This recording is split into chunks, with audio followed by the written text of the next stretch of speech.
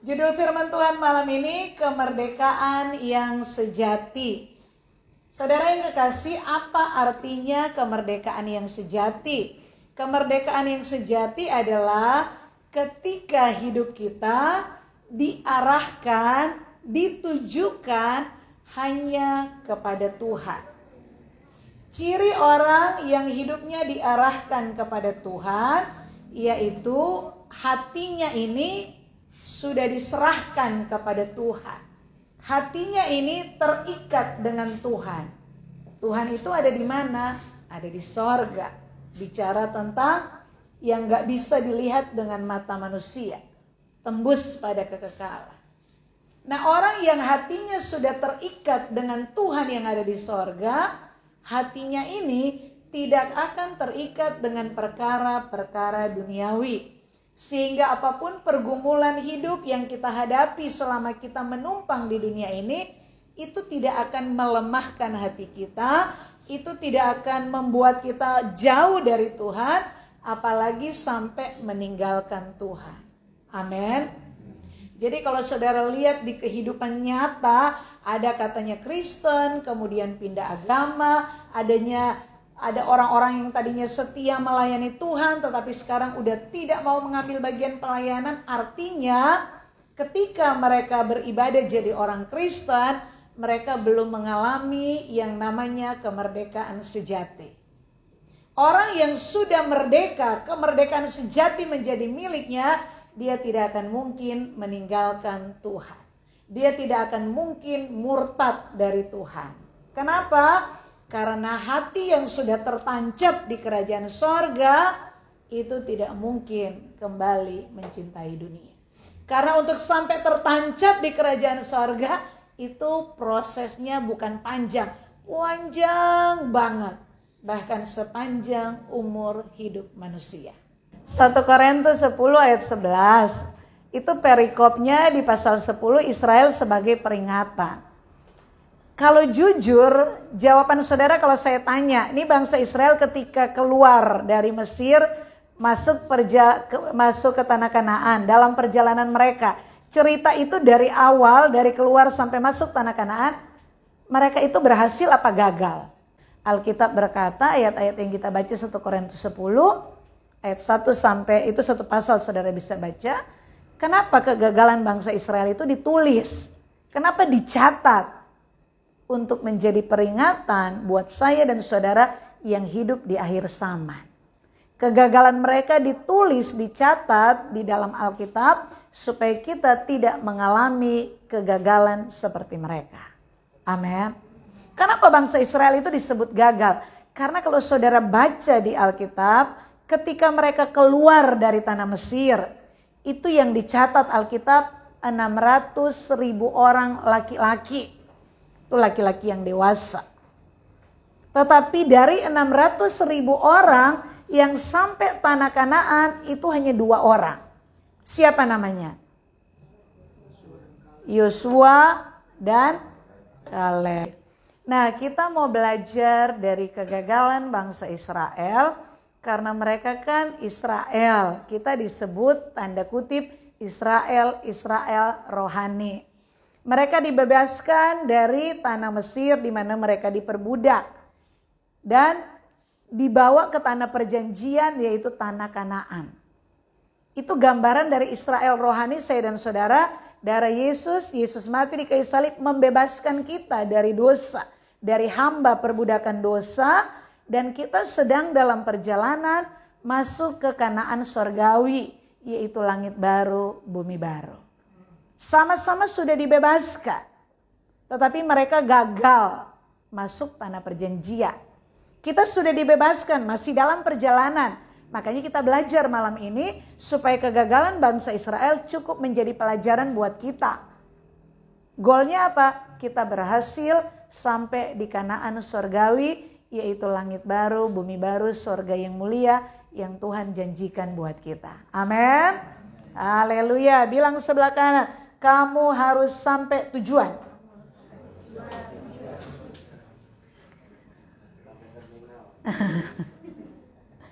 Dari kehidupan pengalaman bangsa Israel ada 2 poin yang kita mau pelajari.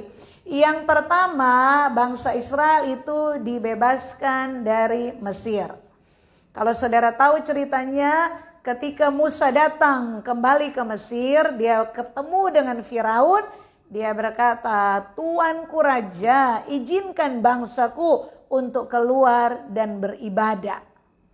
Firaun ngomong apa? Jawaban Firaun kepada Musa apa? Memperbolehkan atau tidak? Tidak. Alasan dia tidak mengizinkan tuh kenapa?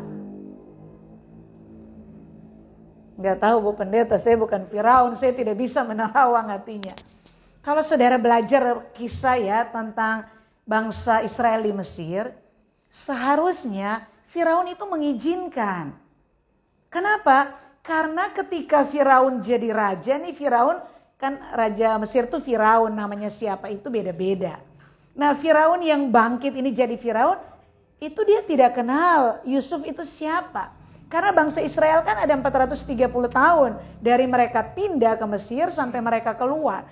Jadi itu sudah beberapa generasi yang lahir di sana.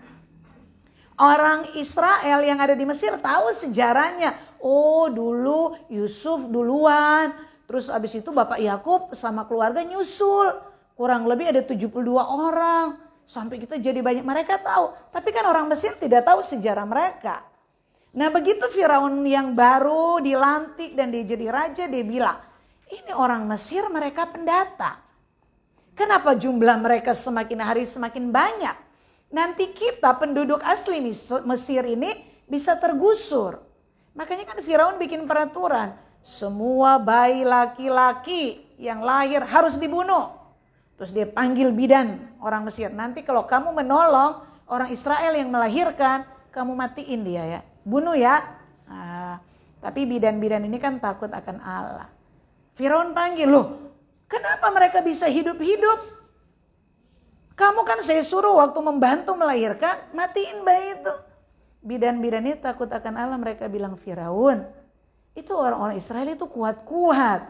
Jadi waktu panggil bidan, bidan belum sampai di rumah, sudah lahir. Ya gimana saya mau matiin mereka lihat udah ngoe-ngoe hidup. Nanti saya dituntut sama mereka, saya juga takut mati Firaun. Firaun bilang, oh begitu ya. Kalau begitu bayi-bayi harus dibuang ke sungai Nil supaya mati semua di sana. Nah makanya kan Musa dibuang di sungai Nil. Artinya apa? Firaun punya ketakutan bangsa ini semakin banyak dan satu kali akan menjadi ancaman untuk Mesir. Paham maksudnya? Seharusnya ketika Musa datang, Tuan Firaun permisi, kami mau pergi keluar. Harusnya kan dia dengan senang hati, wow ini jawaban doa, saya tidak perlu takut lagi dengan bangsa pendatang. Silakan pergi-pergi, gak usah balik lagi. Harusnya kan begitu logikanya, betul gak saudara? Betul gak? Tetapi dia tidak mengizinkan. Dia bilang gak ada Tuhan-Tuhan kalian, Tuhan itu siapa? Akulah di sini yang kalian sembah. Tidak ada Tuhan-Tuhan kalian, gak ada pergi-pergi berdoa. Kalian kerjaannya cuma satu, bekerja di sini buat kami orang Mesir. Dia tidak mengizinkan. Dan ternyata Firaun yang hatinya keras, itu salah satu cara Allah menunjukkan kepada bangsa Israel. Siapa Allah yang menjawab doa mereka. Akhirnya terjadi berapa tulah? 10 tulah. Dan 10 tulah itu, tulah yang ke-10 kematian anak sulung, akhirnya bukan hanya diizinkan bangsa Israel keluar, diusir.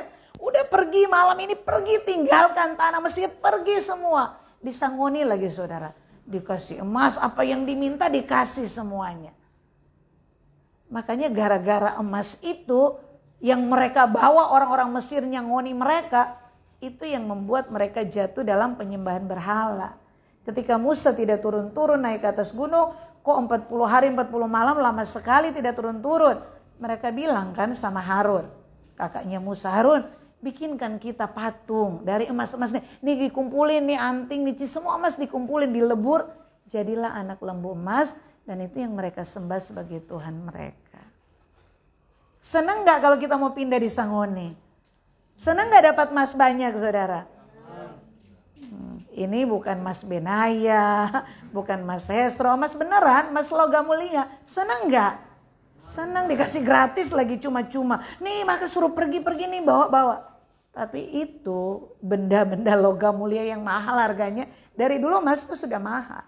Justru itu yang membawa mereka kepada penyembahan berhala. Amin. Oke. Yang pertama, bangsa Israel dibebaskan dari Mesir. Setelah mereka keluar dengan 10 tula, seketika mereka melewati Laut Kulsum yang terbelah menjadi daratan, Alkitab mencatat Allah menyertai perjalanan bangsa Israel. Siang hari yang panas terik, tiang awan menyertai mereka. Supaya nggak kepanasan, supaya nggak gosong, supaya kulitnya tidak ganti warna. Dan di malam hari dalam cuaca yang dingin, yang gelap, Allah hadir dengan tiang api supaya kaki mereka tidak terantuk. Katanya di sana banyak ular-ular di pasir-pasir, gunung pasir, supaya mereka bisa melihat perjalanan mereka. Jadi itu kehadiran Allah tuh nyata buat mereka.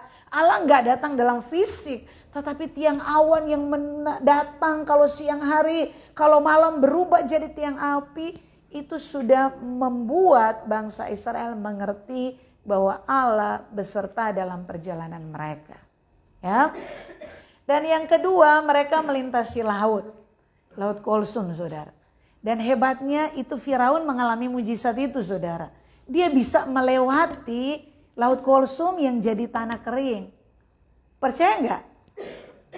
Jadi ketika Israel keluar dari Mesir, sampai di depan, wah ada Laut Kulsum. Semua ketakutan. Tuhan bilang, Musa ulurkan tongkatmu.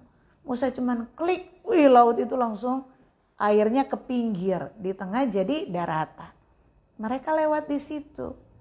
Ini 600.000 laki-laki. Kalau dia punya 1 orang 1 istri, punya anak 2 aja, itu kurang lebih 2 juta orang yang lewat. Jadi kan sepanjang malam mereka melintasi. Dan ternyata di belakang Firaun dengan tentaranya, kereta perang mengikuti mereka. Dan ketika Israel selesai melewati, itu Firaun dengan tentara-tentaranya masih sempat lewat tanah kering. Tetapi ketika mereka semua sampai di tengah, baru air itu berbalik. Musa ulurkan tangan dengan tongkat itu, air itu kembali menjadi lautan. Kemana Firaun dengan tentara-tentaranya? Kelelep di bawah. Tidak ada yang hidup. Dan beberapa tahun terakhir ada arkeolog yang menemukan ternyata kereta-kereta perang itu sisa-sisanya itu ada di dasar laut. Artinya cerita tentang laut, Musa membelah Laut Kulsum, bangsa Israel bisa lewat di daratan, itu bukan mitos. Itu bisa dibuktikan dalam sejarah karena itu kejadian nyata yang pernah terjadi ribuan tahun lalu. Amin. Oke. Mereka makan makanan rohani, minuman rohani yang sama. Tetapi hati mereka terikat di Mesir. Ini jadi pelajaran pertama. Dengan kuasa mujizat Tuhan bebaskan mereka dari tanah perbudakan, tanah Mesir. Kan jadi budak di sana. Walaupun Mesir pada waktu itu negara yang adikuasa, yang sudah modern, yang luar biasa indahnya. Tetapi kalau jadi budak di situ mau nggak saudara? Nggak mau. Jadi pelajaran pertama dari kegagalan bangsa Israel, fisik mereka, diri mereka sudah dikeluarkan dari Mesir, tetapi hati mereka masih nancap di Mesir. Paham maksudnya? Jujur ya, nggak usah jawab di hati. Apakah semua yang duduk malam ini di gereja yang sedang mendengarkan saya berbicara, apakah semua hati saudara tertuju kepada saya, perkataan-perkataan saya? Nggak usah jawab. Nanti kalau begini-begini saya bisa berpikir, oh berarti yang diam berarti dia gini. Cuma takut. Mengerti nggak saudara? Kan nggak semua yang duduk di gereja tiba-tiba, oh apa ya Bu Pendeta ngomong, kok sudah amin ya? Ada orang datang ke gereja, tetapi hatinya nggak di gereja. Ada orang mengambil bagian pelayanan, tapi hatinya nggak di pelayanan. Makanya ada masalah sedikit, ada teguran sedikit, ada konflik sedikit, gak ada pelayanan-pelayanan. Itu kan membuktikan hatinya bukan hati pelayan. Walaupun mengambil bagian dalam pelayanan. Demikian juga jemaat biar duduk manis di gereja, belum tentu hati saudara ada di gereja. Nah, saya kasih gambaran ini bukan mencari-cari kesalahan saudara. Supaya saudara bisa nangkep, paham bahwa Israel dengan 10 tula, dengan mujizat laut bisa terbelah. Ternyata diri mereka, fisik mereka bisa keluar dari Mesir. Tetapi hati mereka masih nancap, masih tertinggal di Mesir. Nah, ada banyak kita sudah katanya beragama Kristen. Sudah katanya ke gereja jadi orang Kristen. Tetapi hati kita gak ada di gereja kalau ibadah. Hati kita belum tembus di sorga. Belum kita ikatkan di sorga. Masih nancep di dunia ini. Amin saudara. Makanya jadi orang Kristen kita gak mengalami apa yang disebut kemerdekaan sejati. Karena hati kita lebih terpesona, lebih maknyus dengan hal-hal yang ada di sekitar kita, apalagi kalau kita punya pengalaman-pengalaman indah. Ada kan orang bilang, waduh kenapa ya, saya komitmen sama Tuhan, saya mau sungguh-sungguh banyak sekali masalah. Dulu Bu Pendeta, waktu saya belum serius jadi orang Kristen, dapat duit itu kayaknya lancar banget. Bikin begini, usaha keluar, begini lancar-lancar. Giliran sungguh-sungguh jadi orang Kristen, buat ini gagal, buat ini gak ada yang beli. Ada aja masalahnya. Kalau dulu. Dan ada banyak orang Kristen akhirnya meninggalkan Tuhan. Sudah komitmen sungguh-sungguh balik lagi. Kenapa? Karena dia ingat pengalaman yang dulu-dulu. Saudara ada yang seperti itu? Banyak. Nah bertobat malam ini ya. Nah bertobatnya Paulus kasih satu solusi. Kita baca sama-sama. Filipi 3 ayat 13. 1, 2, 3. Saudara-saudara, aku sendiri tidak menganggap bahwa aku telah menangkapnya. Tetapi ini yang kulakukan. Aku melupakan apa yang telah di belakangku dan mengarahkan diri kepada apa yang di hadapanku. Amin. Supaya bisa move on dari masa lalu cuma satu. Melupakan yang ada di belakang. Aku melupakan segala yang ada di belakangku.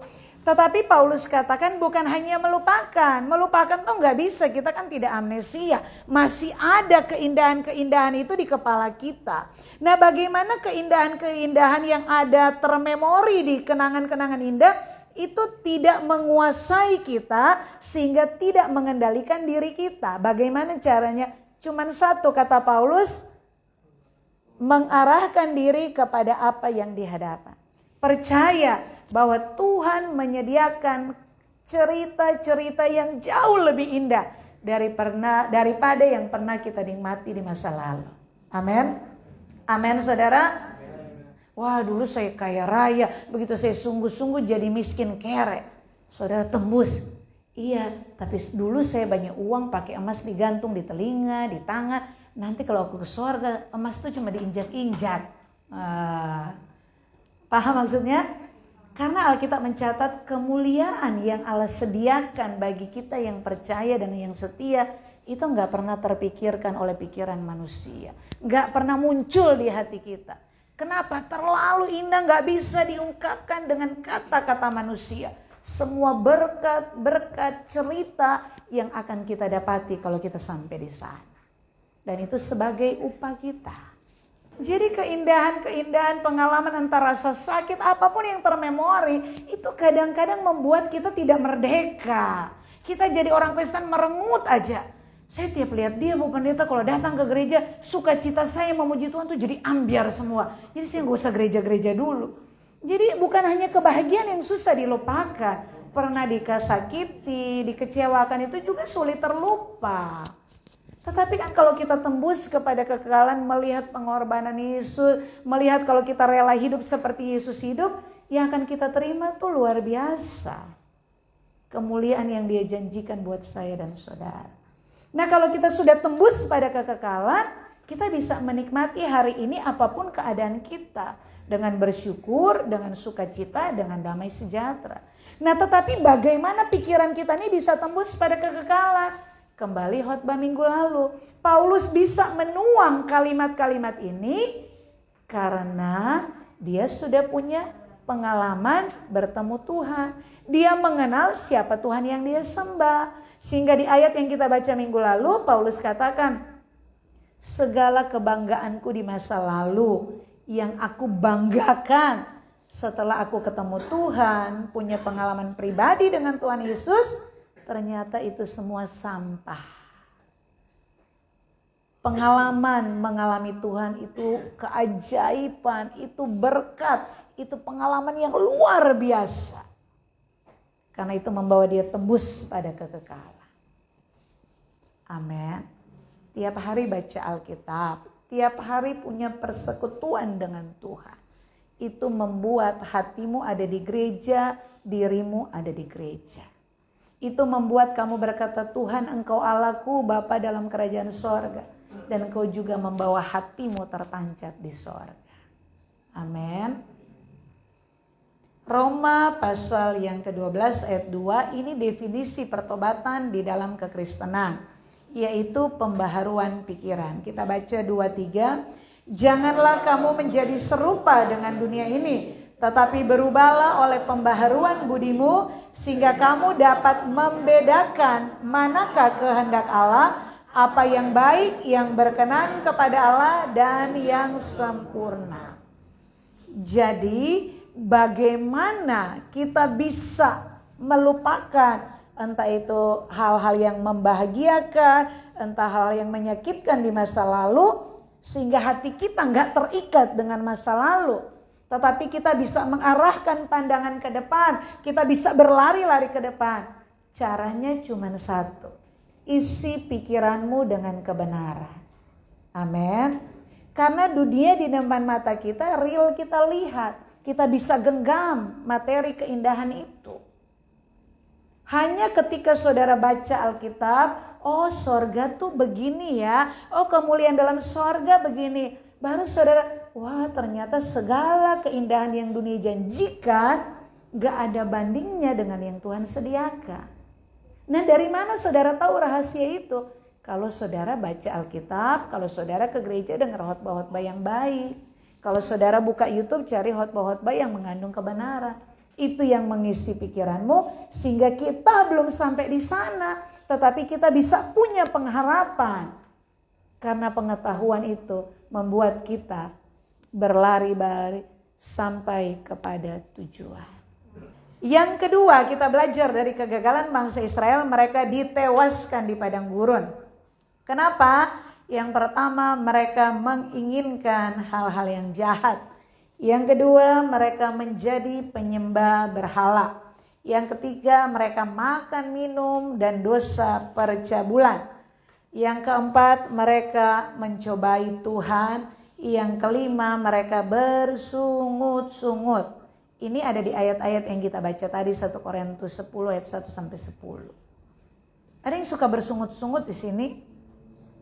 Dia pada masalah, aduh gara-gara dia sih, aduh gara-gara kamu suamiku, gara-gara kamu istriku, aduh gara-gara kamu sih, wah kenapa keadaan kok kayak begini ya. Nah, kalau nggak menyalahkan manusia, menyalahkan keadaan.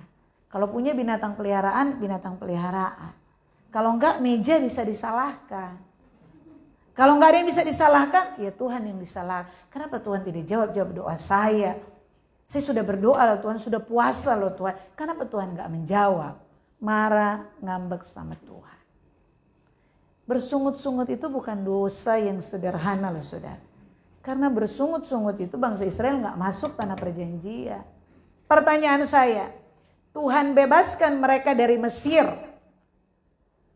Bangsa Israel bisa gak membebaskan diri dari Mesir?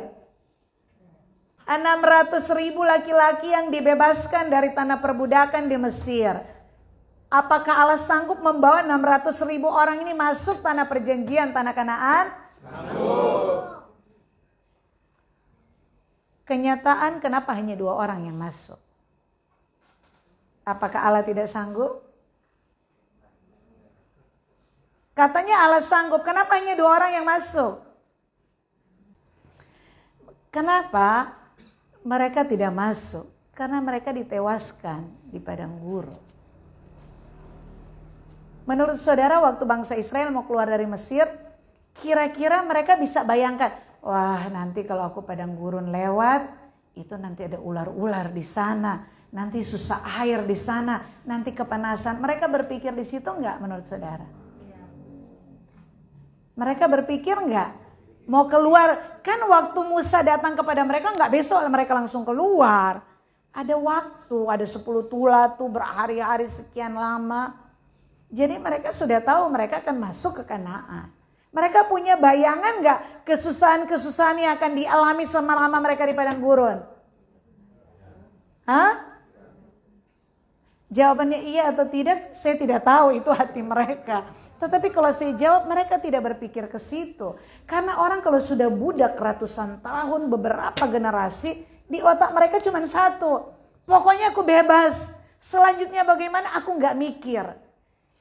Karena saudara begitu kalau ada masalah, apalagi tekanan berat. Nggak tahu Tuhan, pokoknya solusinya sekarang, belakangnya bagaimana nggak ngurus. Betul nggak saudara?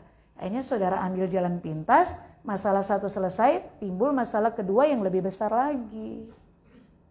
Bangsa Israel tidak punya gambaran kalau menurut saya. Bangsa Israel mereka waktu di Mesir, mereka di tanah Goshen, di pinggiran Mesir. Goshen itu daerah yang banyak rumput-rumput. Makanya kalau saudara baca cerita, ketika Yakub dengan anak-anak cucunya pindah, Yusuf berkata, nanti kalau kalian mau ketemu Firaun, karena Firaun kan panggil, undang kalian pindah ke sini. Sampaikan kepada Firaun, Firaun tuanku, boleh nggak kita tinggalnya di tanah Goshen aja?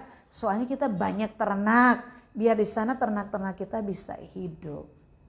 Jadi mereka biasa tinggal di rumput yang hijau. Walaupun Mesir itu padang gurun banyak, tetapi mereka nggak pernah keluar negeri, nggak pernah jalan-jalan keliling. Tetapi itu hebat kalau Tuhan punya rancangan, itu tidak ada yang pernah salah. Jadi 40 tahun Musa di Mesir, kemudian dia melarikan diri ke Midian, 40 tahun dia tinggal di Midian. Midian itu daerah padang gurun yang dilewati oleh bangsa Israel ketika mereka keluar dari Mesir. Makanya ketika Tuhan muncul memanggil Musa pertama kali, itu ada semak, ada api kan, tapi nggak terbakar. Tuhan berkata apa? Musa, sebagai tanda bahwa aku yang pilih kamu jadi pemimpin, nanti ketika kamu keluar kamu akan beribadah di tempat ini. Artinya 40 tahun Musa di Midian, dia cukup menguasai, mengenal medan itu. Tetapi kan dia nggak tahu. Selama 40 tahun, 40 tahun kemudian nanti aku akan pimpin bangsa Israel, itu enggak ada di kepala dia. Tapi itu ada di rencana Allah. Amin. Maksudnya pengalaman-pengalaman hidup saudara yang pahit, Musa itu kan pahit, terbuang dia 40 tahun. Itu bisa menjadi alat Tuhan, sarana Tuhan memakai saudara. Luar biasa. Kalau saudara lulus ujian di masa-masa di mana saudara tidak dihargai, di mana saudara dibuang, di mana saudara tidak diperhitungkan, di mana saudara direndahkan. Tetapi kalau saudara bisa melewati masa itu akan punya pengalaman indah. Dan ternyata di depan baru saudara bilang, wow, ternyata aku dipersiapkan 40 tahun, kata Musa, untuk membawa mereka. Makanya Musa tahu keadaan, lingkungan, suasana di padang gurun. Amin. Amin saudara. Kenapa bangsa Israel gagal dan ditewaskan? Satu jawaban. Karena mereka kalah terhadap persoalan-persoalan hidup. Setiap ada persoalan, Musa gimana ini? Setiap tidak ada air, Musa kamu mau bikin kita mati kehausan. Ketika mereka gak dapat, Musa kita lapar. Turun mana dari sorga. Begitu makan mana terus bosan. Musa di Mesir itu loh, kita bisa makan daging. Saudara tahu burung puyuh gak?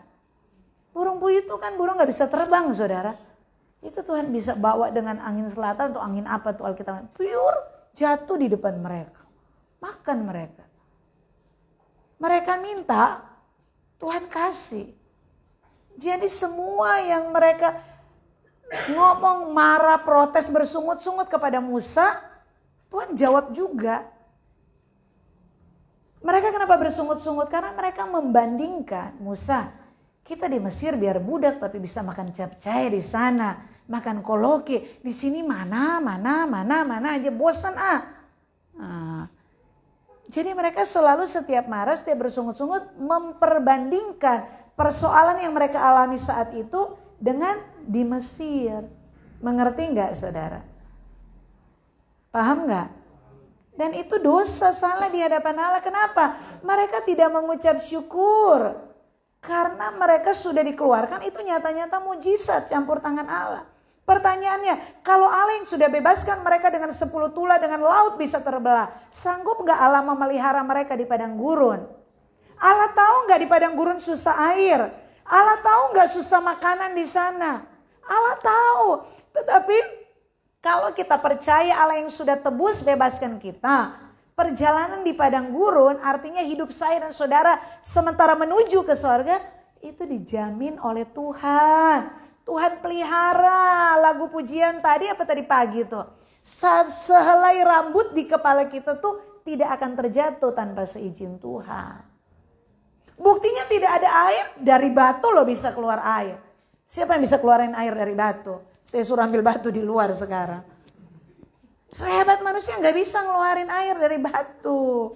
Amin gak saudara? Mana bisa turun dari langit? Tuhan tahu. Tetapi kenapa Tuhan izinkan ada persoalan-persoalan? Cuman satu. Karena Tuhan tahu hati mereka masih terikat di Mesir. Supaya mereka berserah. Dan dengan persoalan-persoalan itu mereka belajar percaya. Akhirnya hati mereka yang nancep di sana pelan-pelan dipindah. Oh ternyata Tuhan bisa bikin mujizat. Oh ternyata Tuhan tahu aku lapar. Oh ternyata Tuhan bisa menyediakan air dari batu. Harapan Tuhan, maunya Tuhan. Dengan segala kuasa mujizat yang Tuhan kerjakan. Mereka bisa memindahkan hati kepada Tuhan. Hati mereka bisa dipindahkan ke tanah Kanaan, tanah perjanjian. Tetapi kenyataan kan mereka gagal. Persoalan, tantangan, ujian yang harusnya membuat mereka berserah dan percaya justru membuat mereka ditewaskan di padang gurun. Dan saya mau katakan kehidupan saya dan saudara itu persoalan selalu ada. Pencobaan itu banyak atau sedikit? Cobaan itu banyak. Kalau yang sedikit namanya cobain. Nah, cobain ya, artinya kan nyicip doang. Kalau minta sepiring bukan cobain, itu beli. Cobaan akan selalu ada di dalam kehidupan kita. Tetapi satu dari 1 Korintus 10 ayat 13 ada kunci yang diberikan oleh Paulus. Yuk kita baca 1, 2, 3. Pencobaan-pencobaan yang kamu alami ialah pencobaan-pencobaan biasa yang tidak melebihi kekuatan manusia. Sebab Allah setia dan karena itu ia tidak akan membiarkan kamu dicobai melampaui kekuatanmu. Pada waktu kamu dicobai, ia akan memberikan kepadamu jalan keluar sehingga kamu dapat menanggungnya. Nah, ini Paulus katakan dalam Roma 8 ayat 35, 1, 2, 3. Siapakah yang akan memisahkan kita dari kasih Kristus? Penindasan atau kesesakan atau penganiayaan atau kelaparan atau bahaya atau pedang? Jawabannya tidak ada, kata Paulus. Tidak ada yang bisa memisahkan aku dengan kasih Kristus. Kenapa? Karena hatinya Paulus itu sudah tertancap di kekekalan. Makanya dia bilang kalau aku hidup untuk melayani, untuk menghasilkan buah. Tapi kalau aku mati itu satu keuntungan, kebahagiaan. Dan selama aku hidup, selama aku bekerja, selama aku melayani, tidak ada satu persoalan pun yang bisa membuat aku terpisah dengan Allah. Dan dia buktikan. Dia mengalami karam kapal berapa kali kalau saudara baca. Dia gak bilang, Tuhan kapalku udah karam nih. Aku kan mau memberitakan Injil, udah besok gak mau lagi aku naik-naik kapal. Udah pusing di kapal, ombaknya besar, dimaki-maki orang. Tapi Paulus kan tetap memberitakan Injil. Kemiskinan, ditangkap, dipenjara. Jadi kalau kalimat ini keluar dari mulut Paulus itu karena dia sudah mengalaminya. Makanya kita orang Kristen belajar. Paulus kasih kuncinya. Kita dibebaskan, ditebus. Tetapi apakah kita sampai di langit baru, bumi baru? saat ini hidup saya dan saudara itu seperti Israel masih di padang gurun. Artinya bisa happy ending seperti Yosua dan Kaleb, tetapi bisa juga kita menjadi orang-orang mayoritas yang ditewaskan di padang gurun. Paham maksudnya? Tidak mudah sampai langit baru, bumi baru. Tetapi Paulus sudah kasih kuncinya. Kalau hatimu sudah tertancap ke sorga, hatimu sudah tertuju kepada Tuhan, maka tidak ada persoalan, cobaan, ujian kehidupan yang bisa memisahkan kamu dengan Tuhan. Amin. Makanya alami Tuhan, saudara. Kenapa setiap hari kita perlu 1 jam duduk diam di hadirat Tuhan? Karena Tuhan itu gak kelihatan dengan mata. Tetapi ketika saudara sungguh-sungguh duduk diam di hadirat Tuhan, saudara menyanyi, memuji Tuhan, saudara bisa mendengar suara Tuhan. Karena Tuhan mau berbicara. Kerinduan saudara mencari Tuhan, kerinduan Tuhan lebih besar lagi. Menyatakan dirinya pribadi. Ini loh aku Bapakmu. Ini loh aku ada, kamu bisa alami. Bukan hanya orang yang menerima mujizat, yang mengenal aku. Kamu pun bisa mengenal aku. Kalau kita mau cari Tuhan pasti menemukan. Kenapa ada banyak orang Kristen gak punya pengalaman-pengalaman bersama Tuhan? Karena terlalu sibuk, tidak punya waktu untuk mencari Tuhan. Kalaupun cari Tuhan hanya sekedarnya gak benar-benar serius. Tapi ketika saudara menemukan, mengalami Tuhan. Alkitab mencatat itu seperti seorang yang sedang menggali dan menemukan emas mutiara. Jadi tidak ada yang bisa memisahkan kita dengan kasih Tuhan. Dengan catatan kalau kita mengenal Tuhan kita siapa. Dan yang kedua kalau kita sudah punya pengalaman pribadi dengan Tuhan. Makanya kalau saudara baca catatan Alkitab dari Perjanjian Lama dan Perjanjian Baru, hanya orang yang mengenal Tuhan, yang mengalami Tuhan, yang akan kuat menghadapi tantangan dan ujian hidup. Kenapa? Karena dia punya pengalaman. Ketika jalan buntu, ketika langit seperti tembaga, ketika semua mata tidak ada yang peduli dengan diriku, aku mengalami justru di situ Tuhan hadir. Amin. Makanya kalau saudara lagi babak belur, lagi pergumulan kayaknya kok begini ya Tuhan, katakan malam ini terima kasih Tuhan.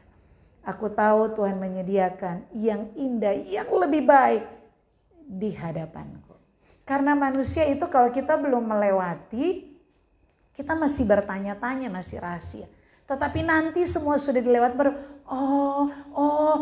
ternyata, aduh Tuhan kenapa dulu aku bersungut-sungut. Ternyata yang Tuhan sediakan, wow. Betul gak saudara?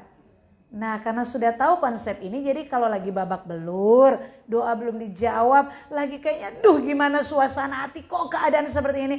Syukur aja, terima kasih, puji Tuhan, puji Tuhan. Jadi ketika saudara sampai di titik bisa memahami perjalanan hidupmu, tidak ada cacat celah yang perlu dihapus di situ.